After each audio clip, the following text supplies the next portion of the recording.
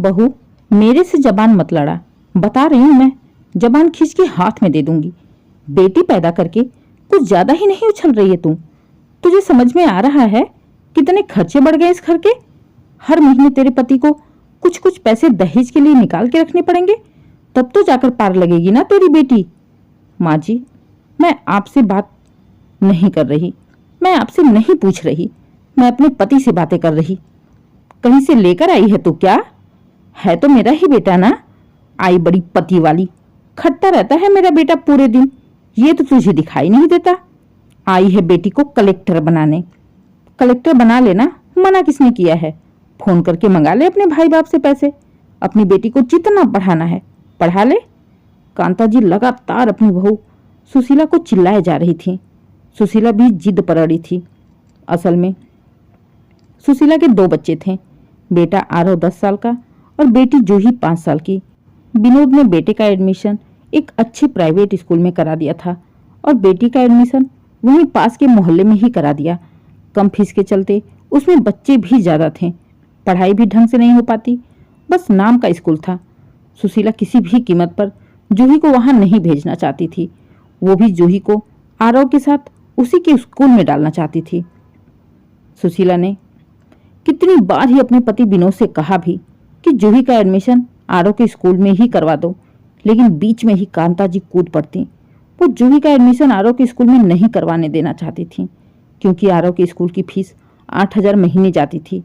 इसलिए कांता जी की नज़रों में ये था कि आरव लड़का है, पढ़ लिख कर उसे 2 पैसे कमाने हैं, घर के खर्चे देखने हैं, परिवार देखना है, इसलिए उसकी पढ़ाई बहुत ज़रूरी है।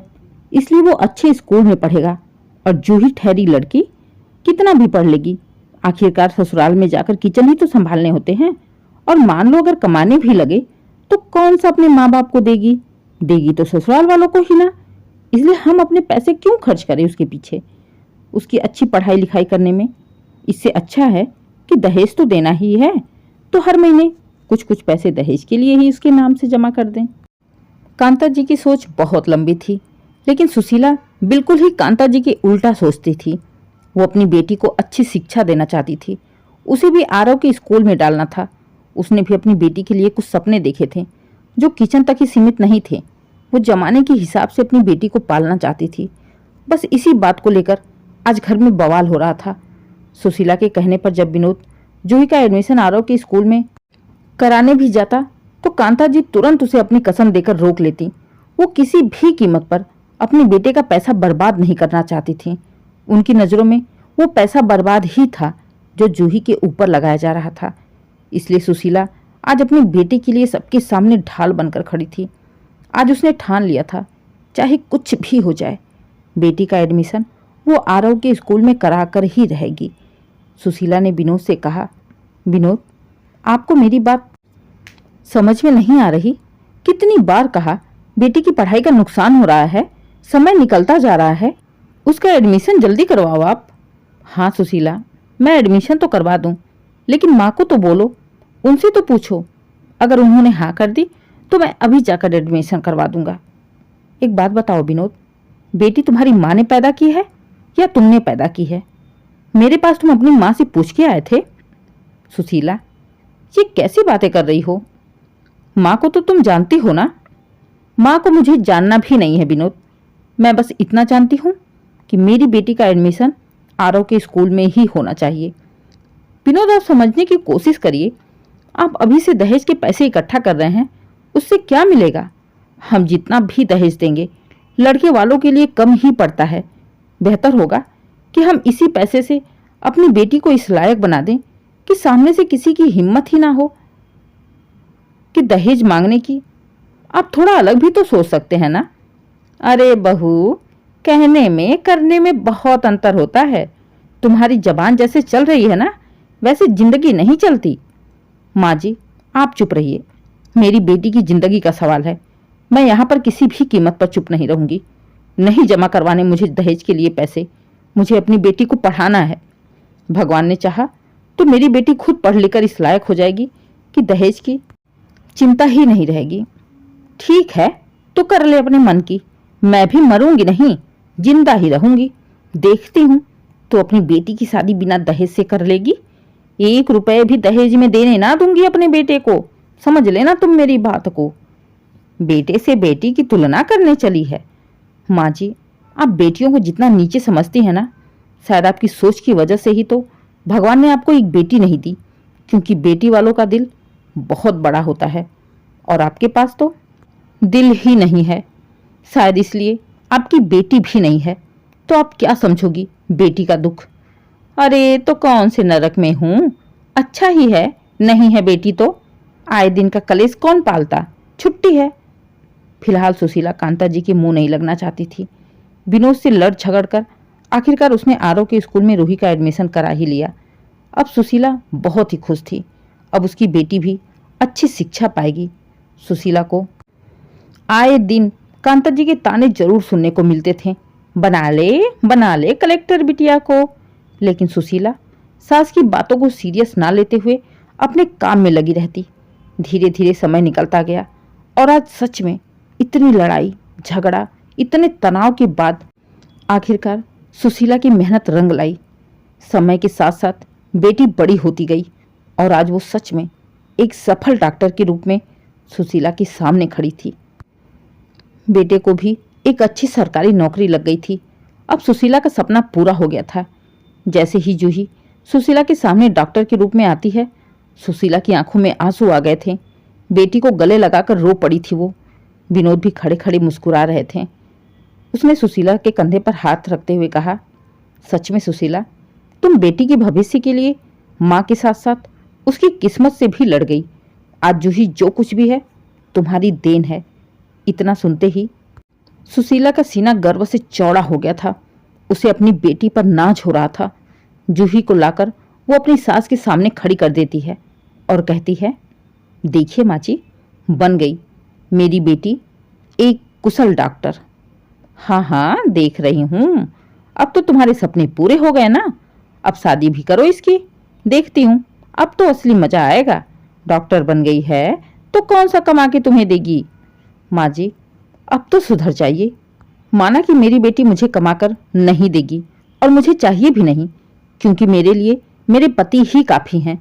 लेकिन आपका बेटा है, आप ही बता दो कौन सा कमा के आपके हाथ पे रखता है। विनोद के सामने ही बोल पड़ी सुशीला। विनोद हैरानी से सुशीला को देखने लगता है। सुशीला, कैसी बातें कर रही हो? मैंने कमी क्या छोड़ी तुम लोगों को? घर के सारे खर्चे तो मैं ही देखता हूं ना। विनोद, ये तो आपका फर्ज है।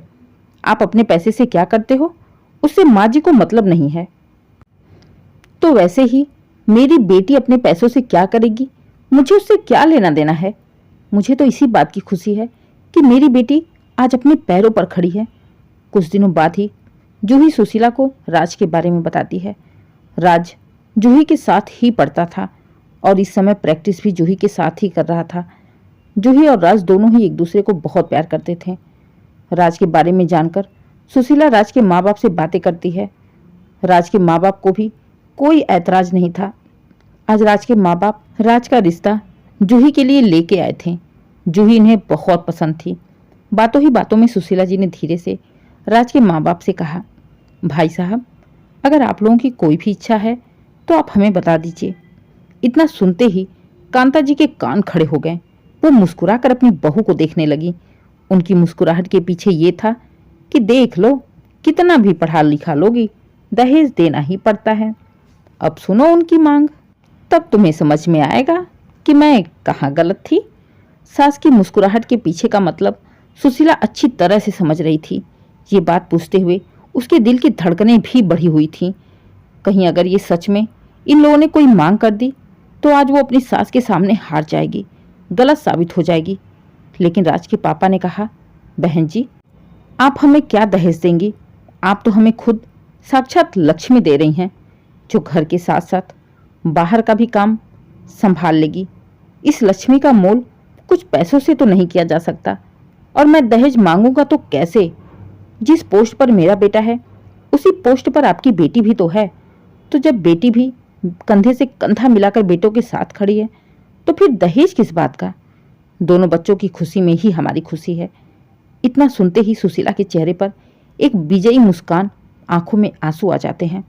वो गर्व से सीना चौड़ा करके अपनी सास को देखती है, जैसे कह रही हो, देखा माँ जी, आज मैं जीत गई, आप हार गई। मेरी बेटी खुद इस लायक है कि सामने वाला भी दहेज मांगने से पहले 4 बार सोचेगा। नहीं है चिंता मुझे अपनी बेटी की दहेज की, क्योंकि मैं एक डॉक्टर बेटी की माँ हूँ। बहू की मुस्कुराहट देख कांता जी मुंह बना लेती हैं। आज उनका तजुर्बा गलत साबित हो गया था। आज उनकी बहू की एक नई सोच रंग लाई थी। 15 लाख 20 लाख दहेज देने से अच्छा है उन्हीं पैसों से बेटी की पढ़ाई करा दो, ताकि बेटी खुद इस लायक बन जाए, सामने वाला भी दहेज मांगने से पहले सोचे। आज विनोद को भी अपनी पत्नी की सोच पर, उसके फैसले पर गर्व था। दोस्तों, आज भी बहुत जगह ऐसा है जहां बेटियों की पढ़ाई लिखाई पर ज़्यादा ध्यान नहीं दिया जाता। उन्हें बस इतना ही पढ़ाया जाता है कि उनकी शादी अच्छे से हो जाए। इस सोच को बदलने के लिए सुशीला का तरीका भी सही है। उम्मीद है ये कहानी आपको पसंद आई हो। ये कहानी पूरी तरह से काल्पनिक है, कृपया इसे वास्तविकता से ना जोड़ें। अगर ये कहानी आपको पसंद आए, कहानी को लाइक करें, शेयर करें, चैनल को सब्सक्राइब करें और कमेंट करके ज़रूर बताइए कहानी कैसी लगी। Please subscribe.